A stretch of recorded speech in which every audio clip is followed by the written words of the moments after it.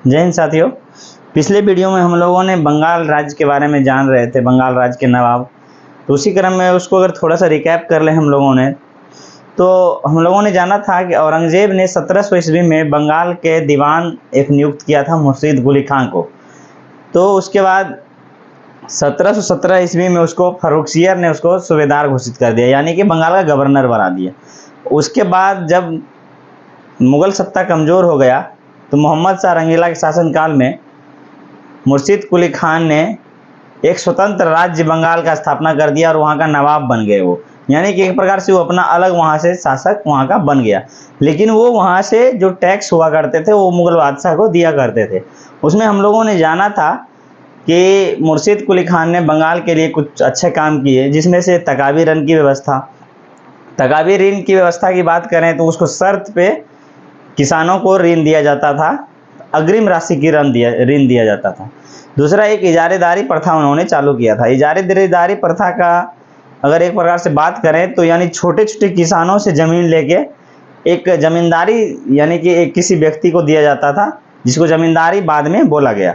उसके बाद हम लोगों ने जाना था 1717 ईस्वी में, यहाँ पे लिखा भी है 1727 ईस्वी में, 1727 ईस्वी में मुर्शीद कुली खां की मृत्यु हो जाती है।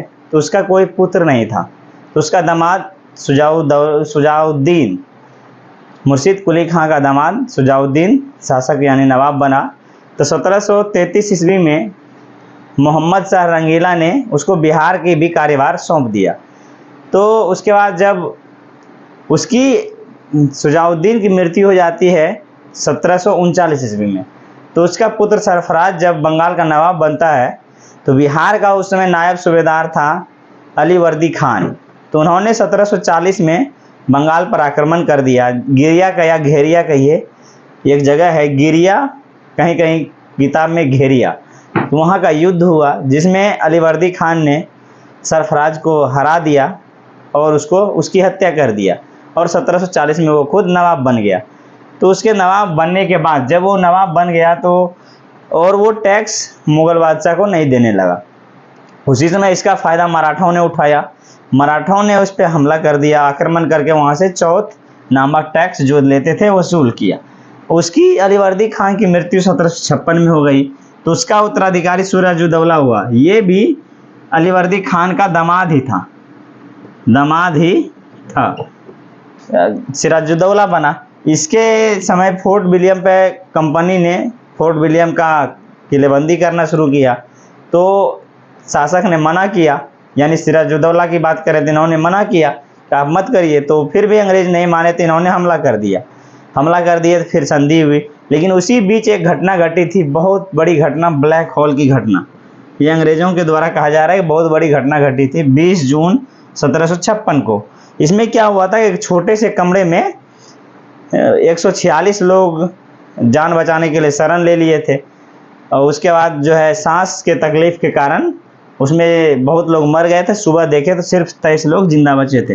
अब आगे अगर इसकी बात करें हम लोग, इसके आगे की घटना की बात करें, इसके बाद अंग्रेज इससे जो है धीरे धीरे बहुत ज़्यादा मांग करने लगे। इसके बीच इसका युद्ध हुआ, इनके अंग्रेज और सिराजुद्दौला के बीच एक बहुत प्रसिद्ध युद्ध हुआ, प्लासी का युद्ध।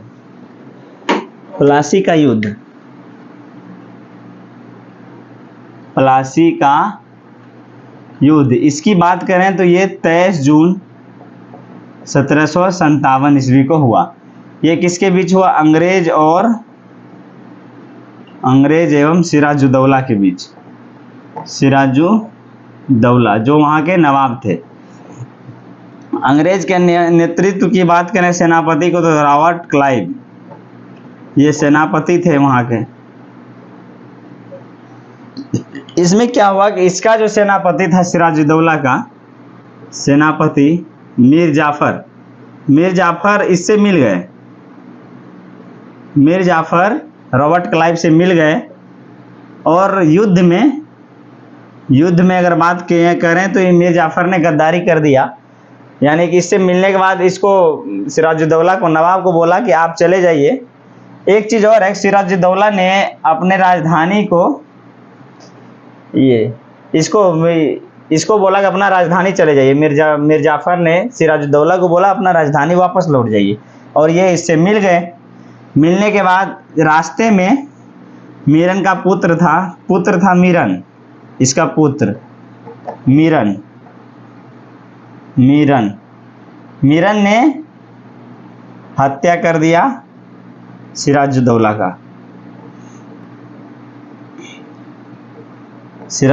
का हत्या कर दिया। उसके बाद अंग्रेज़ों ने मीर जाफ़र को नवाब बनाया।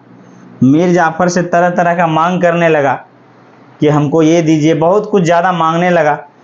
जब ये इसका मांग पूरा नहीं कर पाए तो अंग्रेज़ पूरा खफा हो गए। इसको सोचा कि इसको हटा के किसको गद्दी पे बैठाया जाए। तो इसी बीच एक युद्ध हो गया था, वहाँ पे हम लोगों ने जाना भी था कि युद्ध हुआ था बेदारा का युद्ध। किसके बीच? तो हम लोगों ने जाना था कि बेदारा का युद्ध जो हुआ था अंग्रेज और डचों के बीच हुआ था। तो उसमें जब अंग्रेज़ों ने डचों को हरा दिया तो उसी का फ़ायदा उठा के मीर जाफ़र को गद्दी से हटाकर इसका दामाद था, यानी मीरन के बीच में उसी बीच मृत्यु हो गई थी, उसके स्थान पे इसका दामाद मीर कासिम को 1760 में नवाब बना दिया कि इन्होंने हमारा मन पूरा नहीं कर रहा है तो इसको बना दिया। उसके बाद मीर कासिम ने कुछ प्रमुख काम किए जो पूछा भी जाता है कि राजधानी परिवर्तित किया इन्होंने। राजधानी की बात करें तो इसको मुंगेर ले आए, मुर्शिदाबाद से मुंगेर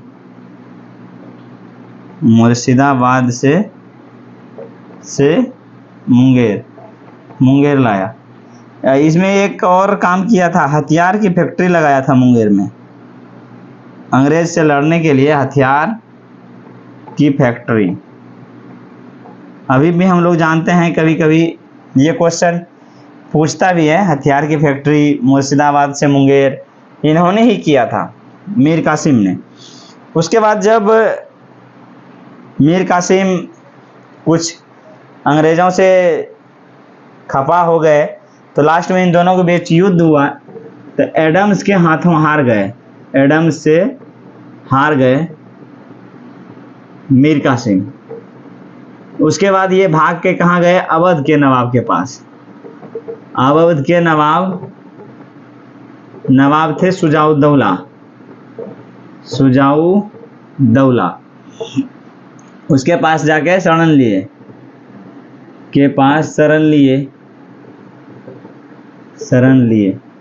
कौन? मीर कासिम ने शरण लिया। उसके बाद आगे अगर बात करें तो 22 अक्टूबर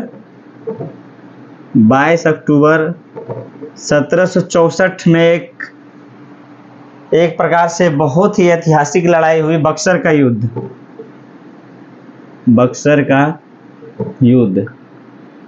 इसमें दो गुट बने। एक तरफ अगर बात करें तो मीर कासिम अवध का नवाब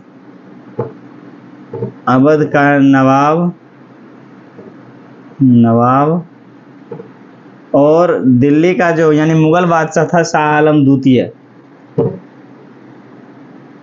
आलम सेकेंड। और दूसरे तरफ जो था यानी वर्सेस की बात करें तो अंग्रेज। इसमें अगर बात करें अंग्रेजी सेना के नेतृत्व का तो अंग्रेजी सेना का नेतृत्व हेक्टर मुनरो नामक अंग्रेज कर रहे थे, सेनापति। इसमें अंग्रेज़ों ने बहुत बुरी तरह तीनों की सेना को हराया। अंग्रेज जीत गए, जिसके बाद इलाहाबाद की संधि हुई कब? 1765 ईस्वी में, इसके बारे में हम लोग नेक्स्ट वीडियो में जानेंगे। आशा करते हैं कि यह सेगमेंट आप लोग अच्छी तरह समझे होंगे और आप लोग को वीडियो यह बहुत अच्छा लगा होगा। यह सभी कॉम्पिटिटिव एग्ज़ाम के छात्र छात्राओं को शेयर करिए और वीडियो अच्छा लगे तो चैनल को सब्सक्राइब करिए, बेल आइकन को प्रेस करिए। अगले वीडियो में हम लोग जानेंगे इलाहाबाद की संधि के बारे में। धन्यवाद।